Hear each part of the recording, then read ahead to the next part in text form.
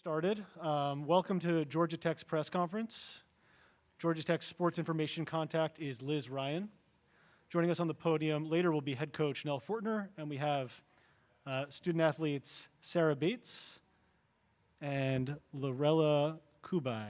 Yeah, that's good. As a reminder, please state your name and affiliation at the beginning of your question, and please limit yourself to one question and at most one follow-up. If you're on the Zoom call and have a question, please use the raise hand tool and I will call on you and unmute you. We will start with the questions for the student athletes. John Reed, Atlanta Journal-Constitution. For Lorella, I mean, looking at Kansas from the outside looking in, looks like they got a good tandem guards and a good big girl. Are you going to get the big girl, and what do you think of that kind of philosophy of what I just said? I mean, as far as what you guys got to stop. I think Kansas is a really good team. I guess we pretty much match up well with them. Of course, Nerea Hermosa is going to have the big girl first. Yeah, I mean, I think we match up pretty well, and I think it's going to be a really good game. Can't wait to play. Really thankful for the opportunity. So.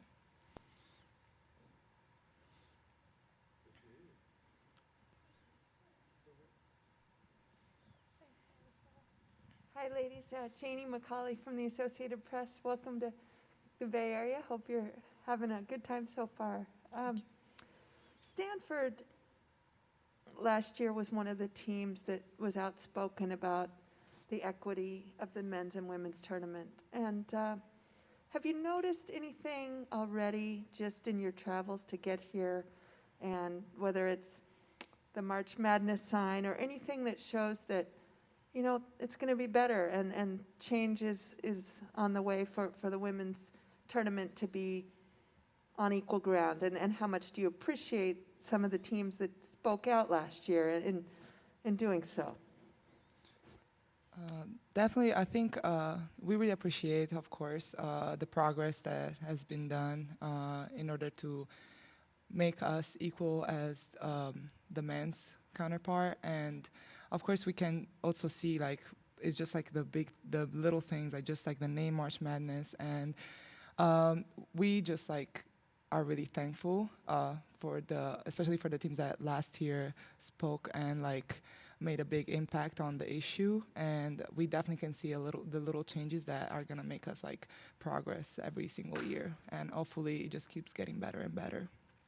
What are some of those little changes? And Sarah, have you peeked in you know, the swag bag or any of the facilities here are beautiful, as you've probably known before coming here, but anything that you've seen already, I guess? For me, the biggest thing was being March Madness, because you always want to be a part of March Madness, and as like women, they've never said that it was March Madness, and so finally being a part of that like bracket and being able to do that, I think is what's the biggest thing in my eyes. But just in general, I mean, we're here to play basketball, and we just want equal opportunities. And I think, you know, especially going to the hotel and being around Georgia Tech, they did a great job of just welcoming us here to the Bay and showing us that we're here for a basketball tournament and for a chance to win a tourney. We're going to take a question on Zoom real quick. So, Rod, if you could unmute yourself, you should be able to ask your question. Hey, Sarah and Lorella, first of all, I'm happy you guys get another chance to make it to the postseason. That's really great. And I know you guys may have been a little worn down towards the end of the season as far as minutes played, that type of thing. How are you feeling right now? I feel great, actually, and I think we all feel just great and excited to play. It's a new season, and we're not worried about being tired. We're just worried about going out and competing, and I just think we have a really great shot of showing like what we're capable of, and I'm excited to start this with my girls. Definitely the same. I think she said everything that I had in my mind, so yeah.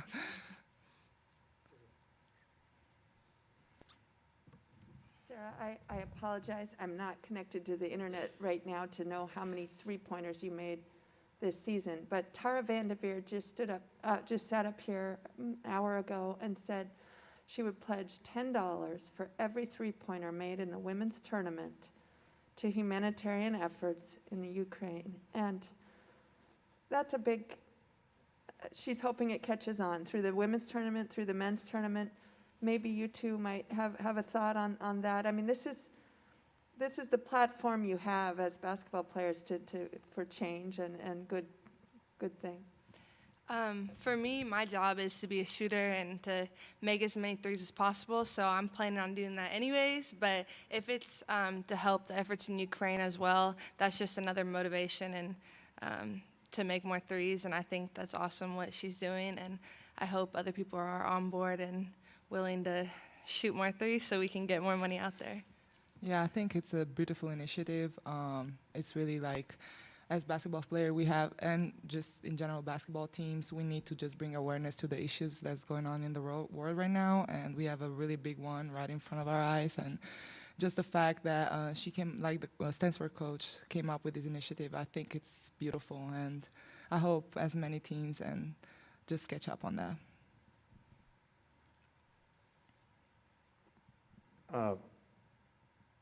Ms. Bates, you got 4 players in double figures average. Does that give you guys an advantage that you got a balanced offense? I think it does, and I think we just have a lot of great players on our team that can do a lot of different things, and I think when we play to our full potential, that's pretty hard to guard, and I think as a team, we just need to focus in on what we do best and go towards those things, and we have people who can shoot, we have people who can drive, we have posts who are some of the best posts in the country, so I just think if we stick to what we do best, then we should be fine. We're going to go back to Zoom for the next question. Rod, you can unmute yourself and ask your question. Yeah, last year, I'm sure you think back to the run you all made in the tournament, and that must give you guys some confidence going into this tournament, knowing that you have pretty much the same group, maybe with one subtraction, one addition, that type of thing. How confident are you guys moving into this tournament?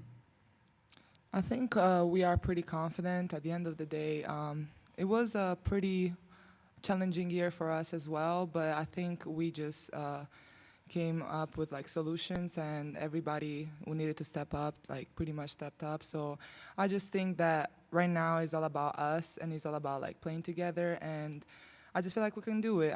I'm pretty confident in that, and I hope like everybody's confident in that. So yeah. I am.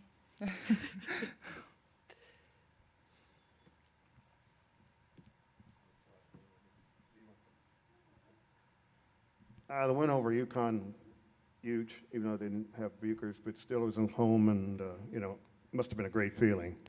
Does that give you confidence kind of going into this tourney?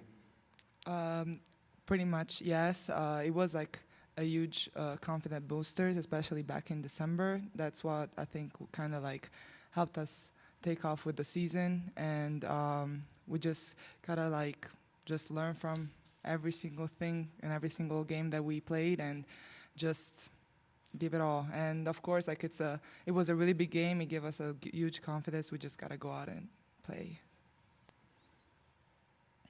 I agree. I think we've had a couple of challenging games this season, and we've had some good wins, and every team goes through, an up and down throughout the season, but we've played our best basketball this year, and I really think that if we just go out and play like we know how to play, that we can really make a big run in this tournament, and everyone's seen what we can do. I mean, we were ranked 11 for a while, and we were ranked in the top 25 even after some losses, and people know our potential, and we know exactly what we can do, and we're just going to go out there and do it. Hi, ladies, Janie again. Sarah, to go back to what Coach Vanderveer, her pledge, Coach Fortner actually was traveling with Tara Vanderveer in 95, 96 when they played the Ukraine team 10 times, and they considered that team cousins. Will you encourage your coach to join in on this campaign with Tara if she hasn't already talked to Tara about it? Yeah, I would definitely encourage it, and I know Coach Nell's an amazing person inside and out, and I know that whatever decision she makes about moving forward with these kind of things would be, for the best. And I just know that she's usually willing to back up important people on things like this, and I'm sure she would be willing to do something like that with Tara. I agree. I mean, I just feel like she's going to like definitely speak on issues. I feel like also last year she was really vocal. I mean, it was still an issue, like, you know, the March Madness and like inequality that we had last year. She was pretty vocal, and I'm 100% sure that she will definitely like join the Stanford coach and, you know, bring the initiative to life, I guess. Of course. We have one more question from Rod on Zoom. Rod, you can ask your question. Lorella, you and Hermosa have been pretty successful running the high-low throughout the year. I imagine that's something you guys are looking to get going coming into this game. Definitely, I think it probably is one of our like best, I guess, weapons, if I can call it like that. But yeah, pretty much like we are trying to, of course, use that as much as we can, and I think it has worked pretty well throughout the year, and we will see. I think it'll work out. Lo's one of the best players in the country, and Nerea also, so I think it'll be great. Any final questions for the student athletes? Well, thank you, Sarah and Lorella. We'll take Thank questions you. from Coach Fortner in a couple of minutes when she joins us, but thank you very much. Thank you all. Thank you.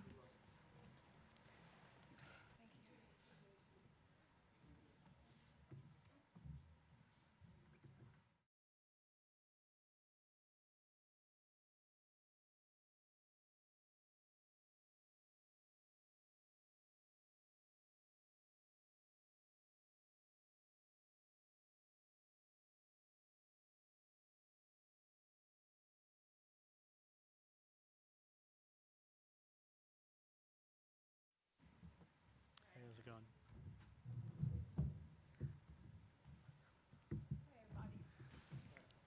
All right, we'll now take questions for Coach Fortner. As a reminder, please state your name and affiliation at the beginning of your question. John Reed, AJC. Can you estimate how many times you've been at Maples as a broadcaster or a coach, et cetera? And the quick follow-up is, what do you think about the venue? Oh, well, answer that part first. I love the venue. Have always been impressed with it. The floor is really super nice. Athletes love the floor.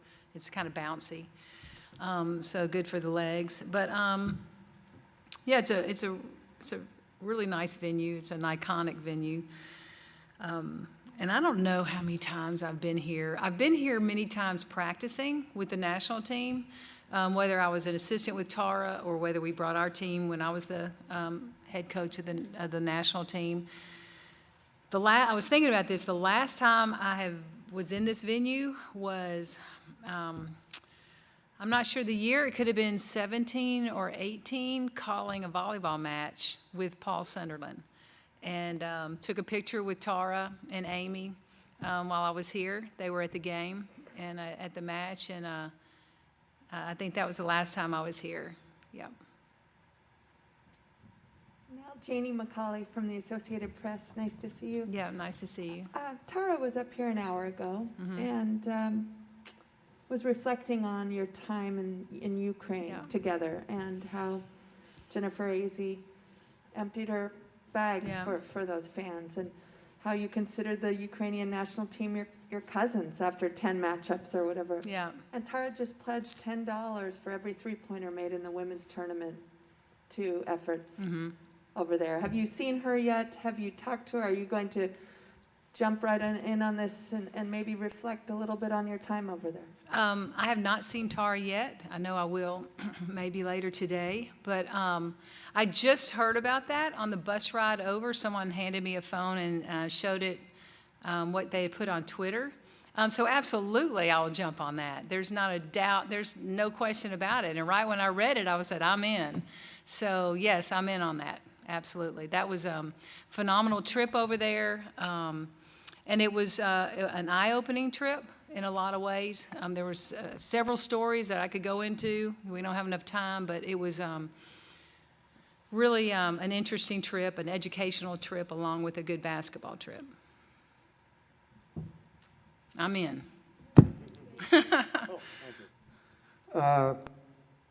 John Reed again. Lorella Kubaj, is that how you say it? Kubai, Kubai, yeah. two-time ACC Defensive Player of the Year. What makes her such a great defender? Yeah. Lowe is a 6'4", high motor, athletic basketball player. And high motor at 6'4" is not the norm, you know, but she has a motor like a 5'7" point guard. And so that changes how she does things. It changes the player that has become. She is the hardest working player on the floor. She's got energy for the entire practice and has it in the game. And she's just energy-wise unlike any player, really, I think I've ever coached. I've coached a lot of really good players. But it's the energy part of that, the high motor part of that is difference-making for her along with her athleticism. We'll take our next question from Zoom. Rod, you can unmute and ask your question. Hey, Nell, it's Rod. Hey, Rod. Good to be with you. You guys had a little bit of time off, I imagine, after the ACCT. When they came back to practice, did you notice them maybe a little more refreshed than how they finished the season? Yeah, absolutely. I mean, when you get a few days off and you get to regroup and just kind of be a normal college kid and just kind of catch your breath and recharge your battery a little bit, it's absolutely difference-making. And I think to refocus a little bit, because now you're going into a new season, and it's one that's exciting. It's one that's extremely fun and challenging, and this is a team that now is going to their second NCAA tournament. So, you know, it's just it's an opportunity for them to see, you know, what they can do in this tournament, what we can do, and they're excited about it.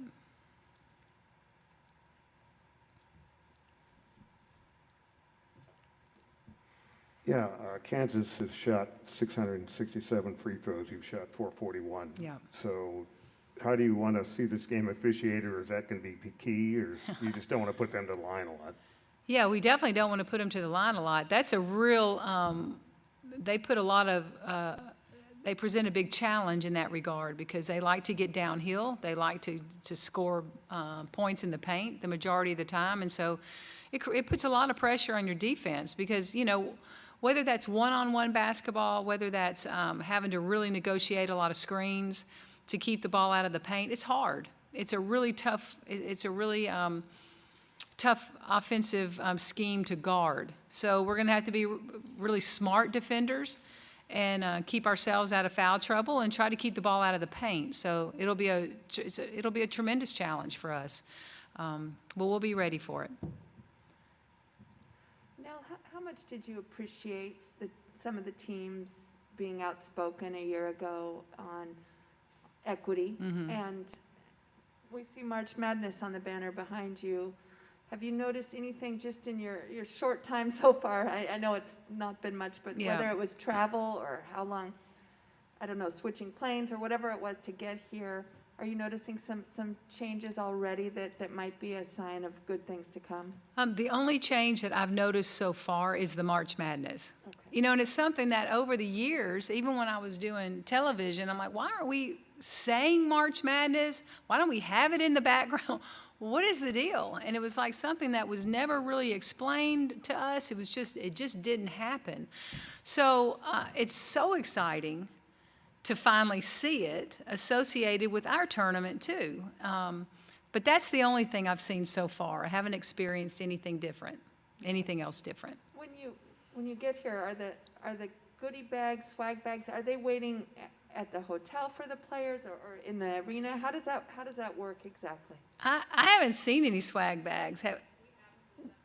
Okay, we just haven't gotten them yet. So I have not seen what that looks like. Okay. So that might be different than it was last year. I just don't know. I'll check back with you. Okay. Thank you very much. We're going to go to Zoom again for our next question. Rod, you can feel free to unmute yourself and ask your question. Hey, Nell, now that your team has had a little time off, coming back with some renewed energy, do you think everyone's going to see a team that's better than where you were seated? Well, I sure hope so, Rod. That's the hope. And that's what we're striving for. I think that this team, you know, when the tournament starts, it's exciting. Everybody's excited to be in the tournament. You're wanting to put your best foot forward, and hopefully we've put our team in a position to put their best foot forward. We needed rest. We needed rejuvenation. We needed reps at doing certain things better, and that's what we did. So hopefully we'll see that come to fruition tomorrow night. It looks like a storyline jumping out is the Lorella against their big girl. And is that one of the big keys? Who's going to win that battle, or are you going to double her, or what? You know, I think you're going to see really good post players on the floor tomorrow night.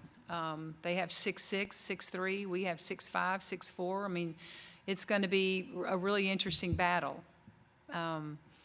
And I think it is going to be interesting to see how it's officiated. You know, we're probably going to see 3 officials that have not officiated us all year long, and they probably haven't officiated Kansas all year long. So it'll be interesting to see how the game starts and what it's going to play out to be.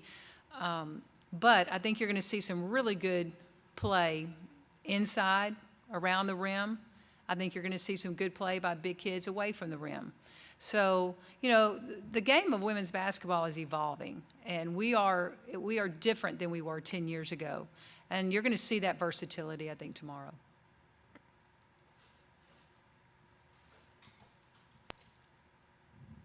Now, what were your observations of Stanford's run a year ago? And just, they were not even on this campus for nearly 10 weeks. And the lights went out at a practice down near Santa Cruz. And just what that maybe does for a team going into the next season. 2 wins by a point each to win the title. Yeah, incredible. That was really incredible.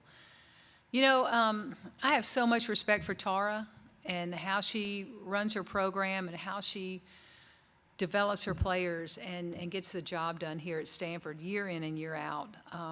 So I'm not surprised in that regard, especially when you start breaking down their players.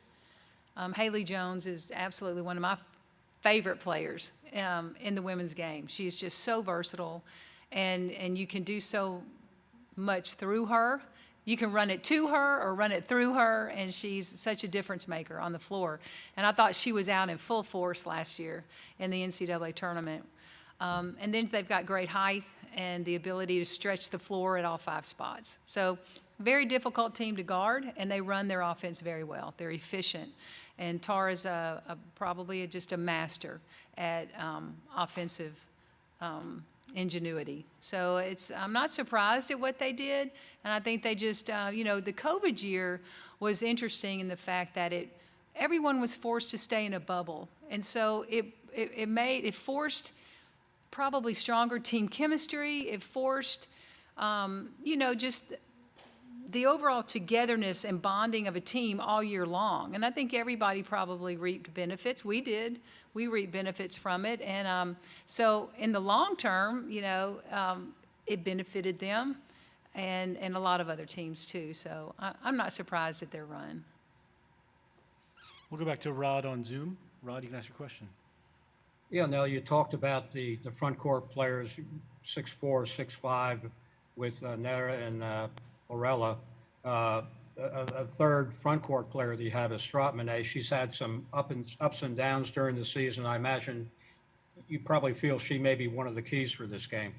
Absolutely. She's such a versatile player because she can stretch the floor. We're fortunate right now that we've got more players that we can stretch the floor with. But Diggy also is she's versatile from at the rim and out to the three-point line. So we can use her in a variety of ways. And so she's important, very important to what we do offensively. You know, she had an injury in the middle of the season. Took her a little while to come back from it. We kind of hit a rough spot while she wasn't on the floor. But she's back in full force right now, and we're happy about that.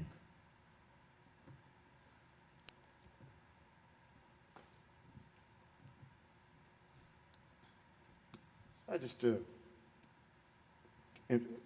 shot in the dark. Is there any player on your team who was not highly touted going into the year that has come up, you know, a long ways and really contributed heavily? Yeah. You know, we've had players, a lot of players step up, and I think that probably maybe a couple of them stand out in my mind. And Alili Love, who is a Kansas native, you know, she's probably has a little extra motivation in her game right now. But she's really developed. We worked hard with her to develop her game and to make her a more versatile player, and she's really had a nice year. And then Sarah Bates, who is a California kid that is a really good, you know, three-point shooter, but she's proven that she can do more than just shoot the three. So I think those two players have given us a nice, you know, given us more depth and the ability to do a few more things on the floor.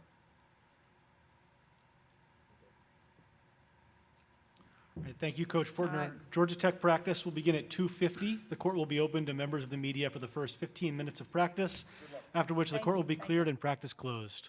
A recording of this press conference will be available on the NCAA Digital Media Hub at ncaa.veritone.com. Transcripts are provided by ASAP and will be posted shortly. Thank you for joining us.